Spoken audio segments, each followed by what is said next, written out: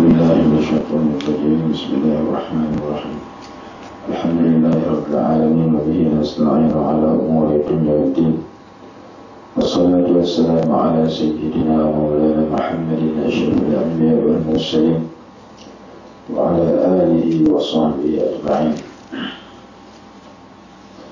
سبحانك لا علم لنا إلا ما علمتنا إنك أنت العليم الحكيم. رب اشرح لي صدري ويسر لي أمري واحلل عقدة من لساني يفقهوا قولي، ولا حول ولا قوة إلا بالله العلي العظيم. قال الله سبحانه وتعالى: أعوذ بالله من الشيطان الرجيم: فجزاء سيئة سيئة مثلها فمن عفا وأصلح فأجره على الله إنه لا يحب الظالمين. صدق الله العظيم. Ayat 40. Sebelum kita masuk ke ayat 44, di antara pengajaran ayat 40 ialah dan balasan pada suatu kejahatan adalah kejahatan yang serupa dengannya. Maka siapa yang memaafkan kezaliman itu dan berbuat baik terhadap pelakunya, maka pahalanya di sisi Allah Subhanahu wa Ta'ala. Sesungguhnya Allah tidak menyukai orang-orang yang zalim.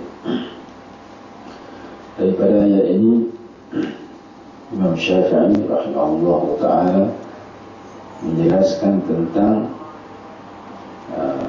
hukuman qisas, hukum membalas kejahatan orang lain. Disyaratkan seumpama itu, tahapnya sama. Sebab itu orang Muslim tidak dibunuh dengan sebab demi hamba dan merdeka. Kalau seseorang itu melukakan seseorang, menyakitkan seseorang, maka dibunuh balas. Dilukakan seumpama ia lakukan kepada orang lain. Kata Imam Syafi'i, man harraqnahu, sesiapa yang membakar orang lain, maka hendaklah dibakar atas dia oleh pihak yang berkuasa. Man harraqnahu, barang siapa yang membunuh seseorang dengan direjam di dalam air, pergi lemah, mati lemah, maka kalau orang yang membunuh itu dapat ditangkap, hendaklah dimatikan sedemikian. Dan disebutkan lagi tentang bayaran diat ganti rugi kepada orang yang keluarga si mati yang dibunuh. Kesemuanya itu diambil daripada ayat ini. Ambil daripada ayat wa jazaa'u sayyi'atin sayyi'atun mithluha. Hendaklah balasan kepada satu keburukan itu keburukan seumpama itu juga. Sambungan ayat menyatakan, barang siapa yang memaafkan dan memperbaiki perpecahan ataupun pertelingkahan antara dirinya dan di antara orang yang melakukan kesalahan itu dengan memaafkan, ia akan mendapat pahala yang lebih besar di sisi Allah Subhanahu wa Ta'ala. Dan sambungan ayat menyatakan, innahu la yuhibbul zalimin, sesungguhnya Allah tidak suka kepada orang-orang yang melakukan kezaliman. Jadi kalau kita nak balas dengan melampaui daripada kesalahan yang dia lakukan. Membalas dendam, membalas dan membela diri kadang-kadang boleh membawa kepada melampaui batas, khususnya dalam bab peperangan dan sebagainya. Dan orang yang dizalimi itu boleh mempertahankan dirinya, membela dirinya, dan sebab dia kena naya. Ada 2-3 pendapat ulama dalam menjelaskan masalah tersebut. Yang pertama, membalas atau qisas dengan sebab dirinya disakiti ataupun dirinya, keluarganya dibunuh. Ketika itu yang boleh membalas ialah pihak yang berkuasa. Yang boleh membunuh orang yang membunuh itu pihak yang berkuasa. Kita sendiri tak boleh, kerana mereka yang mempunyai hak ke atas itu. antara hukuman yang berkait dengan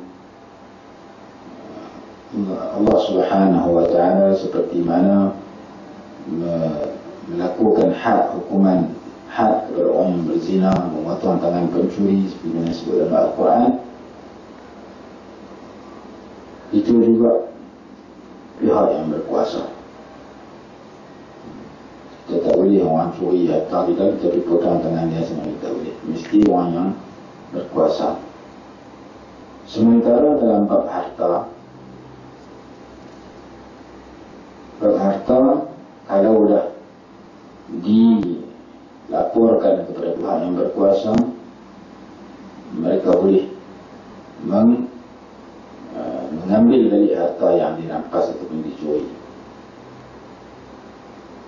Kalau tidak dilaporkan, orang yang memiliki harta yang dicuri itu tahu siapa yang ambil. Dia boleh ambil secara rahsia. Di sisi Imam Malik dan Imam Syafi'i, contoh ya, orang hutang kita tak mau bayar, sedangkan dia mampu bayar, dan kita tahu dia ada harta yang boleh bayar, tiba-tiba dia tak bayar, kita pergi ambil cara sengat-sengat, ganti rugi daripada harta yang dia ambil. Menurut Imam Malik dan Imam Syafi'i boleh. Kita kena nayang dengan sebab harta kita diambil oleh seseorang, dalam masa yang sama dia tak mau berganti, tak mau bayar, maka kita curi harta dia, nilai harta yang dia ambil tadi,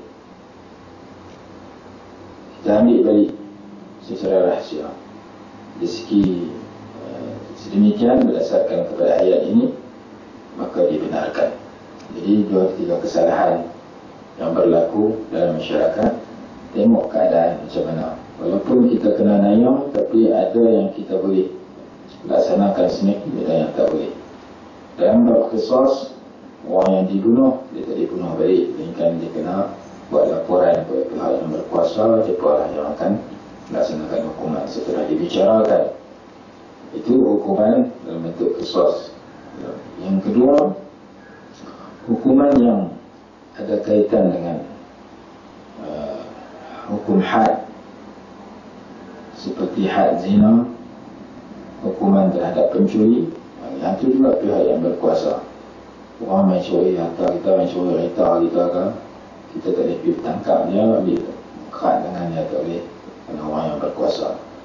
Yang ketiga, dalam bab harta, orang hutang kita tak mau bayar, orang ambil harta kita,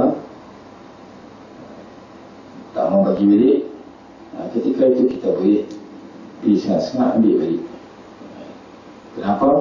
Kerana kita kena nayang, kita dizalimi, dan kezaliman itu berbentuk harta.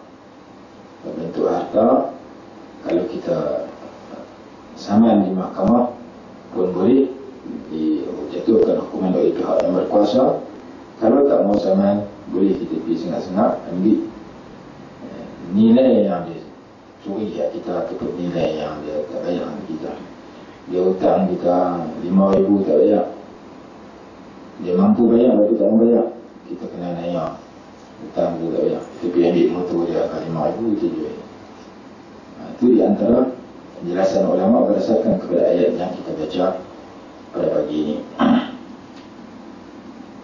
Orang yang melakukan kesalahan itu dihukum di dunia dan akan dihukum di akhirat kalau mereka tidak bertaubat, sama ada kesalahan itu pada diri ataupun harta.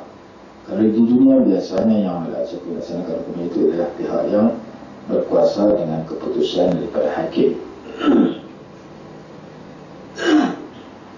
Sambungan ayat Inna as-sabilu 'ala alladhina zalamu, insyaAllah itu kita akan sambung besok, iaitu ayat 42.